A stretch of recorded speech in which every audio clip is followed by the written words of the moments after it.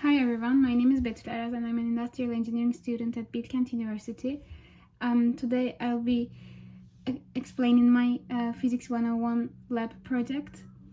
And today I'll be talking about the effects of variables on period of pendulum. And this experiment aims to investigate the relationship between a pendulum's period and the two primary factors influencing it, the pendulum's length and the acceleration influenced by its angle with the vertical. The experiment is conducted in two stages, each focusing on measuring the impact of these variables. These stages allow for an analysis of how the pendulum's length and its angle with the vertical direction affect its period, both through theoretical prediction and experimental observations. To better understand this project, I want to introduce my equipment.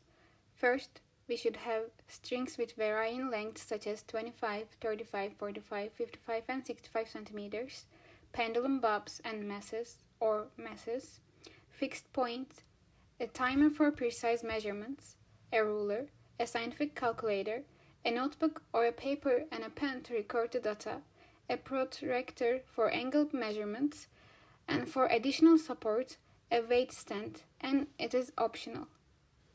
After attaching the same mass to each string to create pendulums of varying lengths, I fix the initial angle for all pendulums and then I use a timer to calculate the period of each pendulum. After calculating every data, I find all the average periods for each pendulum using the recorded measurements and then record the results in the given data table. And now I set the pendulum's length to a fixed 35 cm using a ruler, and then I adjust the pendulum's angle to different angles relative to the vertical direction and then calculate the period of pendulum for each angle. And then I calculate the period of pendulum for each angle and find the average period for all of them and record the results in the table as you can see. And in here you can see the errors I found.